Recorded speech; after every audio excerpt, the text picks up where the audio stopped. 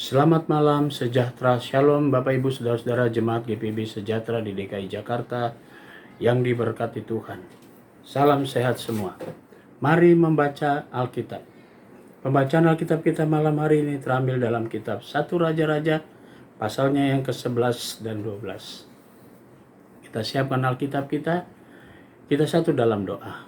Bapa di sorga, kami berterima kasih dan bersyukur kepadamu. Karena sesungguhnya kami berada sampai malam ini karena penyertaan Tuhan.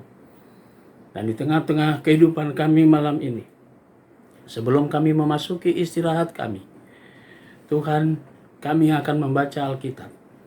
Karuniakanlah kepada kami semua kuasa Roh Kudus-Mu yang akan menuntun dan membimbing kami, sehingga kami semua fokus dalam pembacaan Alkitab dan tubuh kami disegarkan. Kami mau serahkan diri kami sepenuhnya dalam kuasa Tuhan.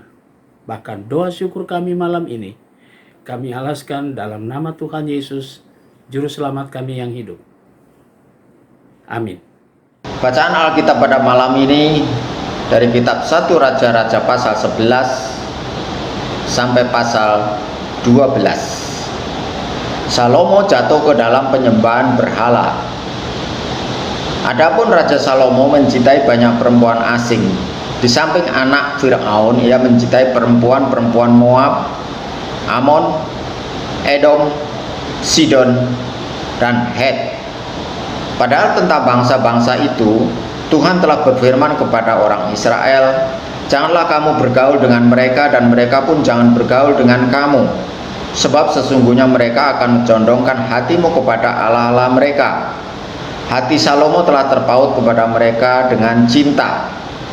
Ia mempunyai 700 istri dari kaum bangsawan dan 300 gundik. Istri-istrinya itu menarik hatinya daripada Tuhan. Sebab pada waktu Salomo sudah tua, istri-istrinya itu mencondongkan hatinya kepada allah-allah lain, sehingga ia tidak dengan sepenuh hati berpaut kepada Tuhan Allahnya seperti Daud ayahnya. Demikian Salomo mengikuti Asitoret, dewi orang Sidon, dan mengikuti Melkom, dewa kejijikan sembahan orang Amon. Dan Salomo melakukan apa yang jahat di mata Tuhan, dan ia tidak dengan sepenuh hati mengikuti Tuhan seperti Daud ayahnya. Pada waktu itu Salomo mendirikan bukit pengorbanan bagi Kamos, dewa kejijikan sembahan orang Moab, di gunung di sebelah timur Yerusalem, dan bagi Malok, dewa kejijikan sembahan Bani Amon. Demikian juga dilakukannya bagi semua istrinya, orang-orang asing itu yang mempersembahkan korban ukupan dan korban sembelihan kepada allah-allah mereka. Sebab itu Tuhan menunjukkan murkanya kepada Salomo, sebab hatinya telah menyimpang daripada Tuhan Allah Israel yang telah 2 kali menampakkan diri kepadanya, dan yang telah memerintahkan kepadanya dalam hal ini supaya jangan mengikuti allah-allah lain. Akan tetapi ia tidak berpegang pada yang diperintahkan Tuhan. Lalu berfirmanlah Tuhan kepada Salomo, "Oleh karena begitu kelakuanmu, yakni engkau tidak berpegang pada perjanjian dan segala ketetapanku yang telah kuperintahkan kepadamu, maka sesungguhnya aku akan mengoyakkan kerajaan itu daripadamu dan akan memberikannya kepada hambamu. Hanya pada waktu hidupmu ini aku belum mau melakukannya, oleh karena Daud ayahmu. Dari tangan anakmu lah aku akan mengoyakkannya. Namun demikian, kerajaan itu tidak seluruhnya akan kukoyakkan daripadanya. Satu suku akan kuberikan kepada anakmu, oleh karena hambamu Daud, dan oleh karena Yerusalem yang telah kupilih." Kemudian Tuhan membangkitkan seorang lawan Salomo, yakni Hadad, orang Edom. Ia dari keturunan Raja Edom. Sesudah Daud memukul kalah orang Edom, maka Panglima Yoab pergi menguburkan orang-orang yang mati terbunuh, lalu menewaskan semua laki-laki di Edom. 6 bulan lamanya Yoab diam di sana dengan seluruh Israel, sampai dilenyapkannya semua laki-laki di Edom. Tetapi Hadad melarikan diri bersama dengan beberapa orang Edom dari pegawai-pegawai ayahnya dan mengungsi ke Mesir. Adapun Hadad itu masih sangat muda. Mereka berangkat dari Midian lalu sampai ke Peran. Mereka membawa beberapa orang dari Peran, lalu mereka sampai ke Mesir kepada Firaun, raja Mesir. Ia ini memberikan rumah kepada Hadad, menentukan belanjanya dan menyerahkan sebidang tanah kepadanya. Hadad demikian disayangi Firaun sehingga diberikannya kepada seorang istri, yakni adik istrinya sendiri, adik permaisuri Tahpenes. Lalu adik Tahpenes itu melahirkan baginya seorang anak laki-laki, Genubat namanya, dan Tahpenes menyapih dia di istana Firaun, sehingga Genubat ada di istana Firaun di tengah-tengah anak-anak Firaun sendiri. Ketika didengar Hadad di Mesir bahwa Daud telah mendapat perhentian bersama-sama dengan nenek moyangnya dan bahwa Panglima Yoab sudah mati juga, maka berkatalah Hadad kepada Firaun, "Biarkanlah aku pergi ke negeriku." Lalu bertanyalah Firaun kepadanya, "Tapi kekurangan apakah engkau padaku ini, maka engkau tiba-tiba berniat pergi ke negerimu?" Jawabnya, "Aku tidak kekurangan apapun, namun demikian biarkanlah juga aku pergi." Allah membangkitkan pula seorang Salomo, yakni Rezon bin Eliada, yang telah melarikan diri dari tuannya, yakni Hadadezer Raja Soba. Ia mengumpulkan orang-orang lalu menjadi kepala gerombolan. Ketika Daud hendak membunuh mereka, maka pergilah mereka ke Damsyik. Mereka diam di sana dan disitulah mereka mengangkat Rezon menjadi raja. Dialah yang menjadi lawan Israel sepanjang umur Salomo. Ia mendatangkan malapetaka sama seperti Hadad. Ia muak akan orang Israel dan menjadi raja atas Aram. Juga Yerobeam bin Nebat, seorang Efraim dari Serada, seorang pegawai Salomo, nama ibunya Serua, seorang janda, memberontak terhadap raja. Inilah alasannya mengapa ia memberontak terhadap raja.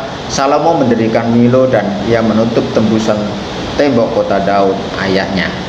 Yerobeam adalah seorang tangkas. Ketika Salomo melihat bahwa orang muda itu seorang yang rajin bekerja, maka ditempatkannya lah dia mengawasi semua pekerja wajib dari keturunan Yusuf. Pada waktu itu ketika Yerobeam keluar dari Yerusalem, Nabi Ahia orang Silo itu mendatangi dia di jalan dengan berselubungkan kain baru, dan hanya mereka berdua ada di padang. Ahia memegang kain baru yang di badannya, lalu dikoyakkannya menjadi 12 koyakan. Dan ia berkata kepada Yerobeam, "Ambillah bagimu 10 koyakan, sebab beginilah firman Tuhan Allah Israel, sesungguhnya aku akan mengoyakkan kerajaan itu dari tangan Salomo dan akan memberikan kepadamu 10 suku. Tetapi 1 suku akan tetap padanya oleh karena hambaku Daud dan oleh karena Yerusalem, kota yang kupilih itu dari segala suku Israel. Sebab ialah karena ia telah meninggalkan aku dan sujud menyembah kepada Asitoret, dewi orang Sidon, kepada Kamos, Allah orang Moab, dan kepada Milkom, Allah Bani Amon. Dan ia tidak hidup menurut jalan yang kutunjukkan dengan melakukan apa yang benar di mataku dan dengan tetap mengikuti segala ketetapan dan peraturanku seperti Daud ayahnya. Bukan dari tangannya akan kuambil seluruh kerajaan itu. Aku akan membiarkan dia tetap menjadi raja seumur hidupnya, oleh karena hambaku Daud yang telah kupilih dan yang tetap mengikuti segala perintah dan ketetapanku. Tetapi dari tangan anaknya lah aku akan mengambil kerajaan itu dan akan memberikannya kepadamu, yakni 10 suku, dan kepada anaknya aku berikan 1 suku, supaya hambaku Daud selalu mempunyai keturunan di hadapanku di Yerusalem, kota yang kupilih bagiku, supaya namaku tinggal di sana. Maka engkau ini akan kuambil, supaya engkau memerintah atas segala yang kukehendaki hatimu dan menjadi raja atas Israel. Dan jika engkau mendengarkan segala perintahkan kepadamu dan hidup menurut jalan yang kutunjukkan dan melakukan apa yang benar di mataku dengan tetap mengikuti segala ketetapan dan perintahku seperti yang telah dilakukannya oleh hambaku Daud, maka aku akan menyertai engkau dan aku akan membangunkan bagimu suatu keluarga yang teguh seperti yang kubangkitkan bagi Daud, dan aku akan memberikan orang Israel kepadamu. Dan untuk itu aku akan merendahkan keturunan Daud, tetapi bukan untuk selamanya.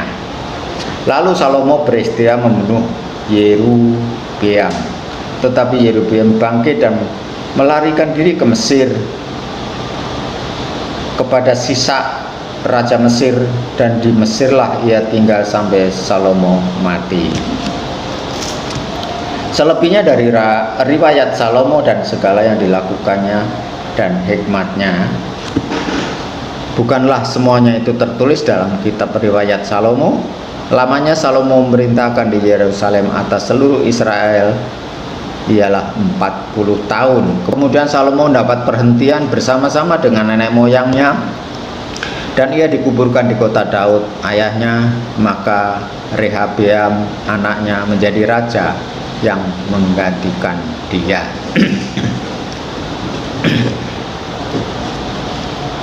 Pasal 12, pecahnya kerajaan itu. Kemudian Rehabeam pergi ke Sikem, sebab seluruh Israel telah datang ke Sikem untuk menobatkan dia menjadi raja. Segera sesudah hal itu didengarkan kepada Yerobeam bin Nebat, pada waktu itu dia masih ada di Mesir, sebab ia melarikan diri ke sana dari hadapan Raja Salomo. Maka kembalilah ia dari Mesir. Orang menyuruh memanggil dia, lalu datanglah Yerobeam dengan segenap jemaah Israel dan berkata kepada Rehabeam, ayahmu telah memberatkan tanggungan kami, maka sekarang ringankanlah pekerjaan yang sukar yang dibebankan ayahmu dan tanggungan yang berat dan dipikulnya kepada kami, supaya kami menjadi hambamu. Tetapi ia menjawab, mereka pergilah sampai lusa, kemudian kembalilah kepadaku. Lalu pergilah rakyat itu. Sesudah itu Rehabeam meminta nasihat dari para tua-tua yang selama hidup Salomo mendampingi Salomo ayahnya. Katanya, apakah nasihatmu untuk menjawab rakyat itu? Mereka berkata, jika hari ini engkau mau menjadi hamba rakyat, mau mengabdi kepada mereka dan menjawab mereka dengan kata-kata yang baik, maka mereka menjadi hamba-hambamu sepanjang waktu. Tetapi ia mengabaikan nasihat yang diberikan para tua-tua itu. Lalu ia meminta nasihat kepada orang-orang muda yang sebaya dengan dia dan mendampinginya. Katanya kepada mereka, apakah nasihatmu supaya kita dapat menjawab rakyat yang mengatakan kepadaku, ringankanlah tanggungan yang dipikulkan kepada kami oleh ayahmu? Lalu orang-orang muda yang sebaya dengan dia itu berkata, beginilah harus kau katakan kepada rakyat yang telah berkata kepadamu, ayahmu telah memberatkan tanggungan kami, tetapi engkau ini berilah keringanan kepada kami. Beginilah harus kau katakan kepada mereka, kelingkingku lebih besar daripada pinggang ayahku. Maka sekarang ayahku telah membebankan kepada kamu tanggungan yang berat, tapi aku akan menambah tanggungan kamu. Ayahku telah menghajar kamu dengan cambuk, tetapi aku akan menghajar kamu dengan cambuk yang berduri besi. Pada hari lusanya datanglah Yerobeam dengan segenap rakyat kepada Rehabeam, seperti yang dikatakan raja, kembalilah kepadaku pada hari lusa. Raja menjawab rakyat itu dengan keras, ia telah mengabaikan nasihat yang diberikan para tua-tua kepadanya. Ia mengatakan kepada mereka menurut nasihat orang-orang muda, ayahku telah memberatkan tanggungan kamu, tetapi aku akan menambah tanggunganmu itu. Ayahku telah mengajar kamu dengan cambuk, tetapi aku akan mengajar kamu dengan cambuk yang berduri besi. Jadi raja tidak mendengarkan permintaan rakyat, sebab hal itu merupakan perubahan yang disebabkan Tuhan, supaya Tuhan menepati firman-Nya yang diucapkannya dengan perantaran Ahia orang Silo kepada Yerobeam bin Nebat. Setelah seluruh Israel melihat bahwa raja tidak mendengarkan permintaan mereka, maka rakyat menjawab raja, bagian apakah kita dapat daripada Daud? Kita tidak memperoleh warisan dari anak Isai itu. Ke kemahmu, hai orang Israel, uruslah sekarang rumahmu sendiri, hai Daud. Maka pergilah orang Israel ke kemahnya, sehingga Rehabeam menjadi raja hanya atas orang Israel yang diam di kota-kota Yehuda. Kemudian Raja Rehabeam mengutus Adoram yang menjadi kepala Rodi, tetapi seluruh Israel melontari dia dengan batu sehingga mati. Bahkan Raja Rehabeam hampir-hampir tidak dapat menaiki keretanya untuk melarikan diri ke Yerusalem. Demikianlah mulanya orang Israel memberontak terhadap keluarga Daud sampai hari ini. Segera sesudah seluruh Israel mendengar bahwa Yerobeam sudah pulang, maka mereka menyuruh memanggil dia ke pertemuan jemaah. Lalu mereka menobatkan dia menjadi raja atas seluruh Israel.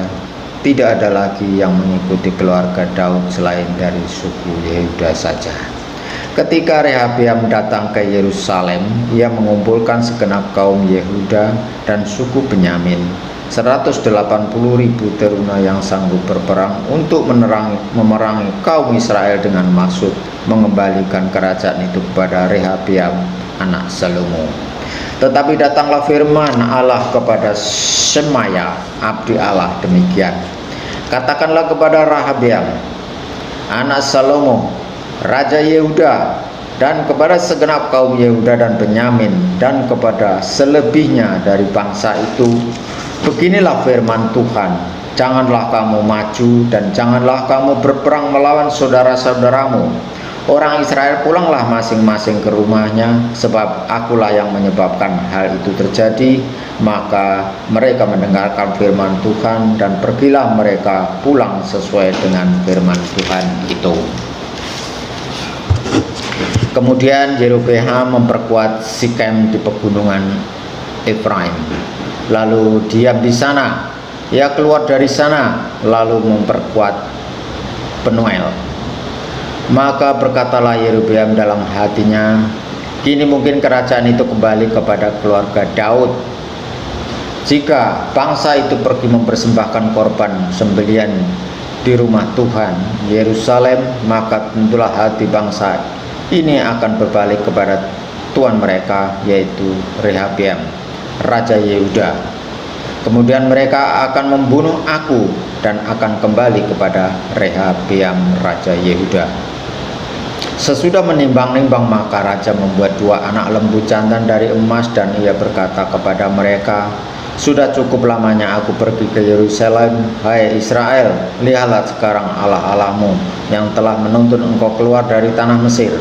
Lalu ia menaruh lembu yang satu di Betel dan yang lain dilemparkannya di Dan. Maka hal itu menyebabkan orang berdosa, sebab rakyat pergi ke Betel menyembah patung yang satu dan menyembah patung yang lain. Ia membuat juga kuil-kuil di atas bukit-bukit pengorbanan dan mengangkat imam-imam dari kalangan rakyat yang bukan dari Bani Lewi. Kemudian Yerobeam menentukan suatu hari raya pada hari ke-15 bulan ke-8, sama seperti hari raya yang di Yehuda, dan ia sendiri naik tangga mezbah itu. Begitulah dibuatnya di Betel, yakni ia mempersembahkan korban kepada anak-anak lembu yang telah dibuatnya itu, dan ia menugaskan ke Betel imam-imam bukit pengorbanan yang telah diangkatnya. Ia naik tangga mezbah yang dibuatnya di Betel itu pada hari yang ke-15 dalam bulan ke-8, dalam bulan yang telah direncanakannya dalam hatinya sendiri. Ia menentukan suatu hari raya bagi orang Israel dan ia naik tangga mezbah itu untuk membaca korban. Demikian pembacaan Alkitab malam. Mari kita berdoa.